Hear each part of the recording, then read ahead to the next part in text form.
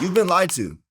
It's a very, very big lie. Understand me. Almost all of the gurus, the different content creators that you see online, their job is to push a specific idea or side hustle to you. The reality of that, you're often sold a BS idea and left with this idea that courses are scams. The end result of that is that we have fake gurus and all courses are scams. Meanwhile, people are getting richer than ever on the internet. My name's Rob the Bank, Robert Oliver.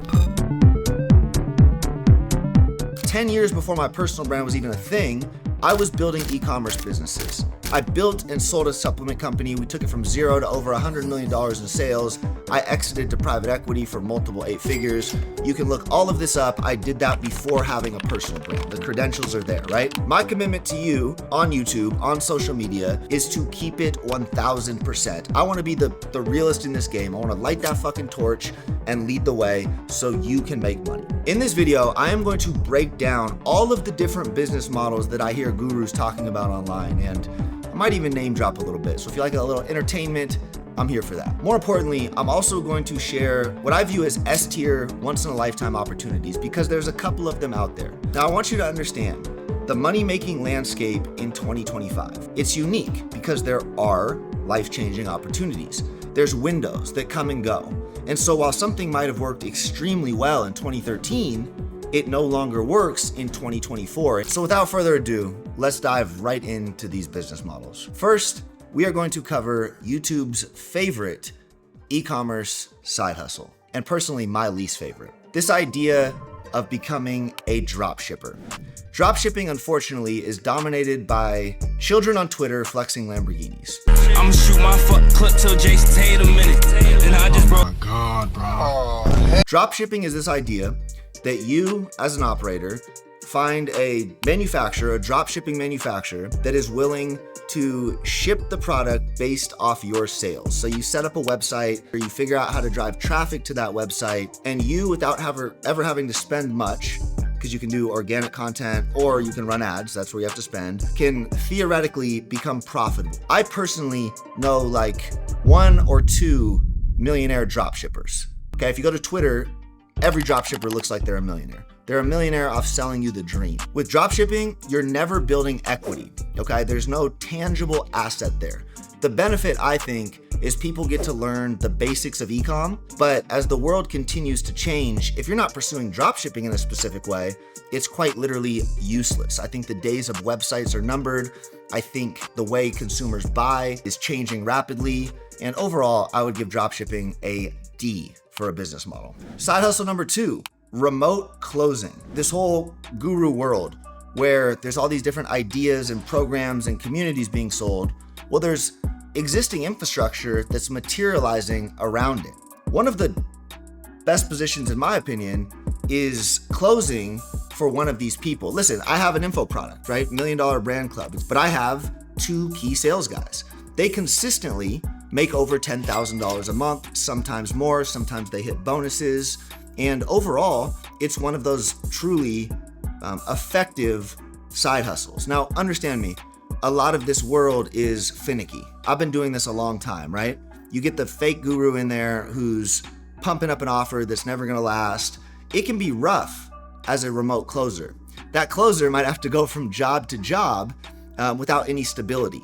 So if you're trying to pursue that, find a guru, product, something you believe in where you see the longevity. My guys have been with me for over a year. It's a long-term career. I'm helping them with other projects, and ultimately that should change their life as well. I would give this side hustle an A-. Side hustle number 3, copywriting. Now, some of you might have seen Cardinal Mason. He's all over TikTok.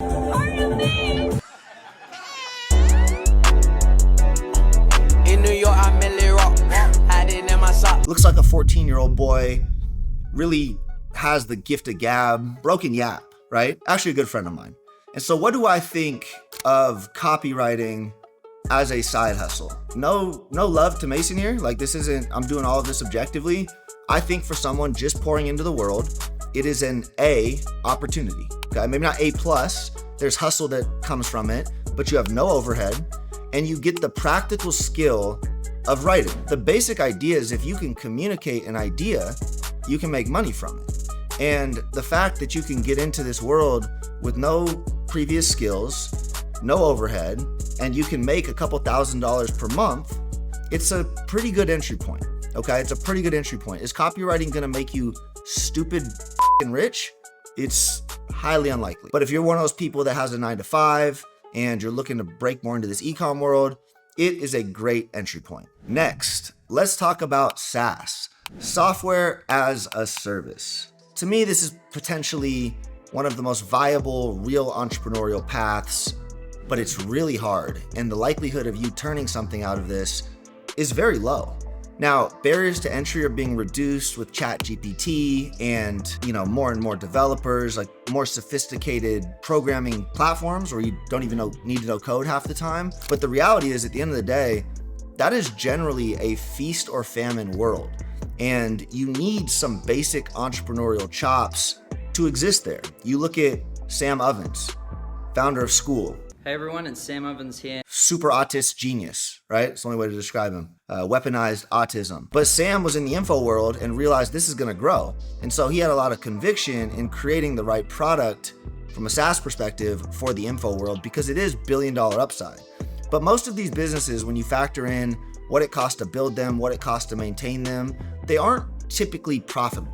They can be, right, if you run apps or stuff like that, but typically, a billion-dollar software company has a meaningful burn, usually from a usage standpoint or a team standpoint, devs, all that stuff. To me, the upside's there, but the practicality is quite low. I would rate SaaS as a C. Moving along here, the side hustle that everyone's child wants to be nowadays when they grow up.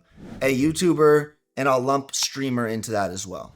Now listen, the average YouTuber is broke as okay? The average YouTuber is replacing their 9-to-5 with content creation. The monetization ability of most YouTubers is quite low. You see Mr. Beast, you see a Logan Paul, you see a Jake Paul, you see some of these massive Ninja, you see some of these massive channels, you see the wealth being created. Then you go all the way down that spectrum. I've got a friend I just hired on my team, Michael Drift. Michael is an extremely talented individual, thoughtful, methodical, and he went all in on the YouTube thing.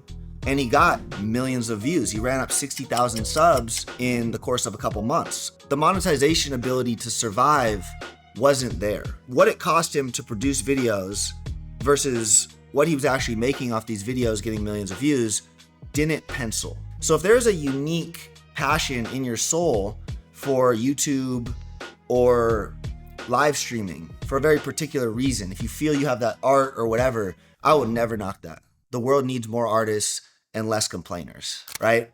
But at the same time, I would put this relatively low. Even me, I don't consider myself a YouTuber, right? I'm a brand builder first, I'm artist second, designer second, whatever you want to call it. But when you look at the average creator, it's often not very lucrative if they even get over that initial hurdle of getting a following, getting an audience. Most people don't. That's facts. That's the sad reality of it. I would rate this whole thing also a C. Next, we are going to move to Iman Gadzhi's child, SMMA. Social media marketing was one of those kind of unique gold rushes if you zoomed out 7-8 years ago when a lot of companies needed social media. Now, unfortunately, as we move into this new world, social's becoming increasingly dynamic, but every company knows they need it. So if you're an agency working on Instagram 5 years ago, your world was flipped upside down with the emergence of TikTok. I don't recommend running a social media marketing agency in general because of the current landscape of the world. And you even look at some of Iman's pivots, into, the drink company, the glasses. Obviously, he's doing the actual education platform. Those ideas are unique and special. Whereas I look at SMMA as simply a means of getting your feet wet with making money. But if you zoom out from that, your job, if you're gonna do SMMA, you shouldn't run it as an agency. You should just have those skills in an effective way. Because if you can generate traffic in whatever it is you might do, then there's ways to monetize that, right? So if you can generate traffic at a profitable clip, like right now, TikTok organic's the shit. If you can do that, why do it for a business when you can deliver your own equity or make your own, money without having to work for clients? Client work is not particularly fun. I would still keep SMMA as like a B-B. It's, again, one of those things you don't need the overhead. You're young, you're trying to figure this game out. It has its potential place, but I am just not hot on that. Next, let's talk Amazon FBA, something I'm often associated with, something that gets grossly misunderstood in the online context. So let me break it down for you really quick.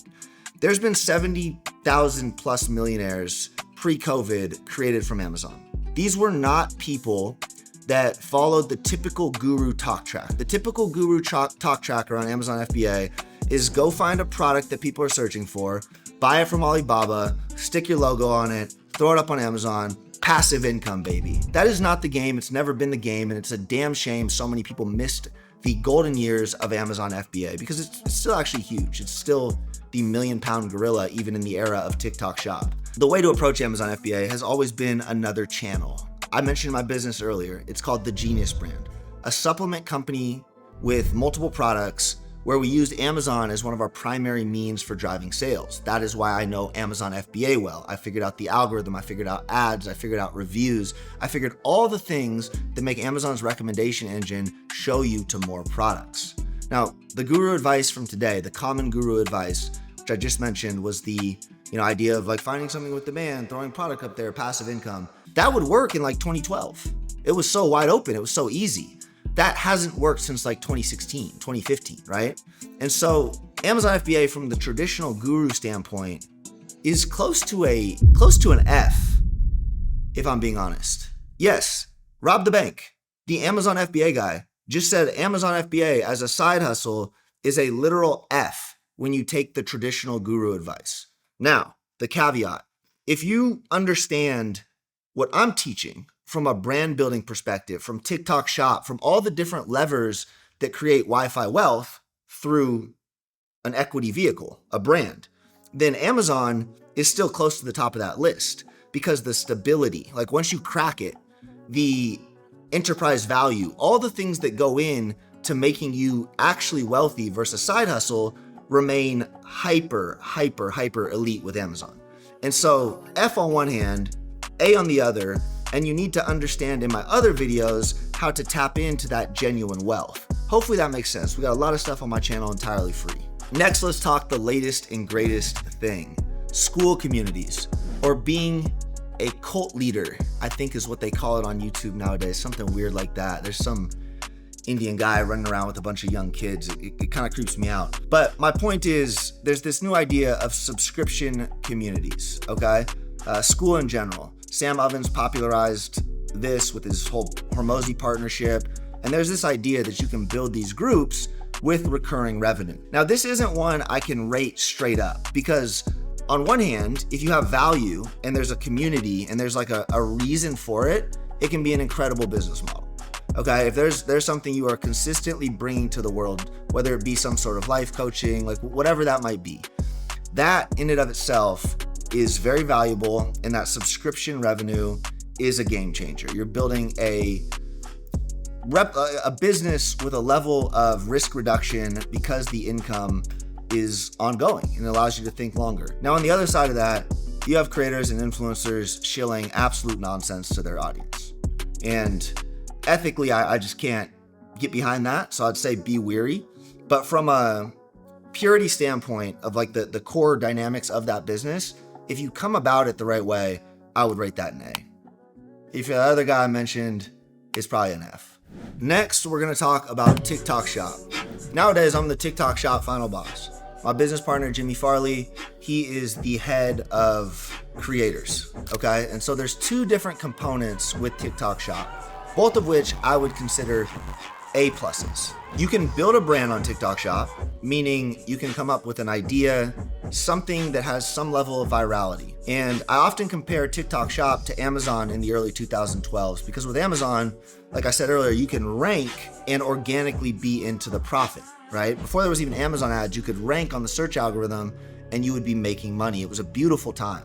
Now you look at TikTok, you don't need to spend money on ads if you learn how to make the content. So you come to market with something. My brand, Top Shelf, we have a cologne, Her Loss. Check it out, it's fantastic. But Her Loss is unique. It has a pheromone profile. and we create content organically that goes viral and drives sales for us. And TikTok hardly takes anything. I think they take 8%. So the platform in and of itself is highly, highly profitable. Now here's the magic, and this gets into Jimmy's thing. If you don't have the money to start a brand, or it's not something you're particularly interested in, well, not only do we make content internally, but we also hire independent creators, TikTok affiliates, TikTok creator affiliates that do the same thing. They open a new account or they have a shop account and they make content for my brand and they get paid a fat commission. I have had multiple people make 6 figures in a month as a TikTok shop affiliate, all while generating millions in enterprise value for the actual brands, right? The brands become these powerhouse sellable assets. We have 3 right now that have gone from 0 to multiple 8 figures, all because of this window. Both of these side hustles are A fucking plus, S-tier side hustles that you're just not gonna see really ever again, okay? Like these windows, I shouldn't say ever again, but these windows seldom open to this extreme level. I'm already seeing Wild Guru talk on it. I'm already seeing it get a little contaminated. But the truth is that the getting is so good right now. I just got back from a dinner in Miami with Jimmy's creators. It was 200 plus kids. All of them have made over $10,000. Like I said, multiple make 6 figures. It's just insane. If you don't want to start your own brand, come rep my brands.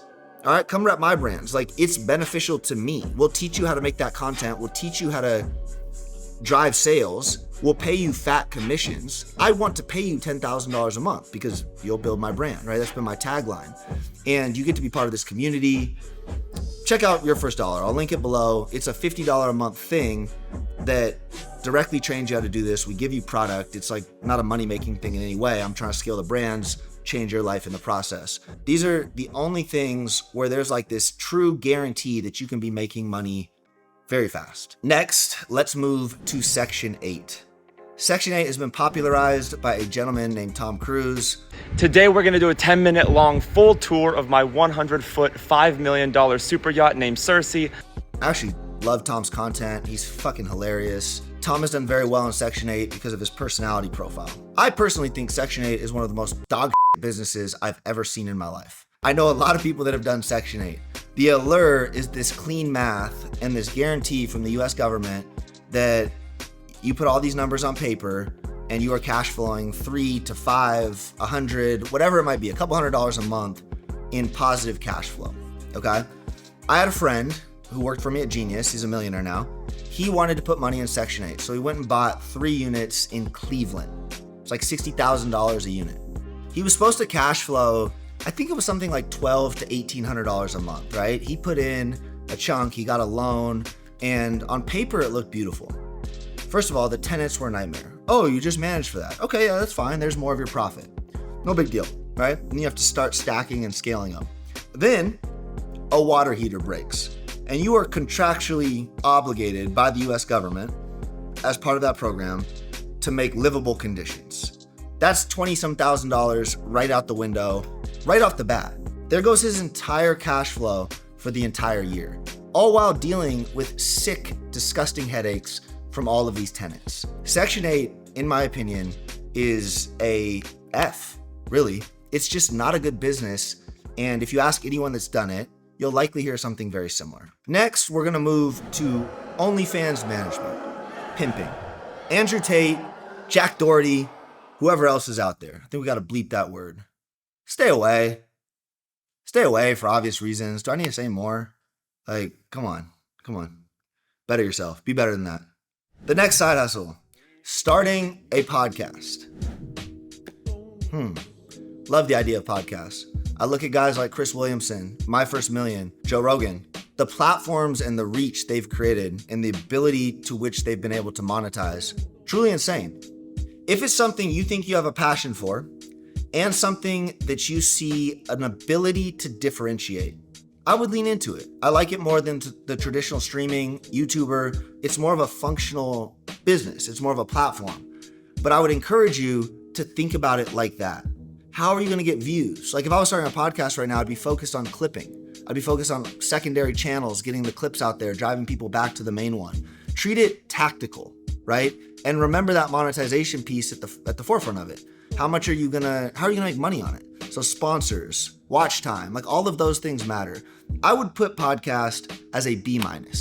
Last but not least, online personal training. Gym bros, your time has come. The days of coaching online, these cookie cutter programs, all of that, I would say it's close to a D nowadays. Extremely saturated, nothing new under the sun, not a lot of new approaches, very little loyalty. There's better ways to make money, such as being a TikTok affiliate. Any of my fitness bros, like keep your personal profile, come run Herloss, come run Kingmaker, 30-40% commission. You'll make $10,000 in your sleep, whereas the traditional coaching and what people are willing to pay for that, even at higher ticket, is quite low. I want you to see what's real. Got the eye back there, got the eye here. If it's not a secret at this point, TikTok Shop is probably what you should be focusing on if you're trying to really, really make it. We got your first dollar for you. But again, at the end of the day, my commitment to you, I put my heart into this. I want to make the world from an entrepreneurial standpoint a better fucking place. I want to be that voice that you can depend on to keep it 1,000. I've never needed the fucking course money. I've never needed the content money. I don't monetize half my videos. I am just here to keep it real.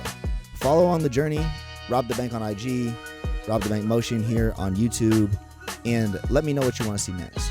You know I got you. Till next time, bottom of my heart.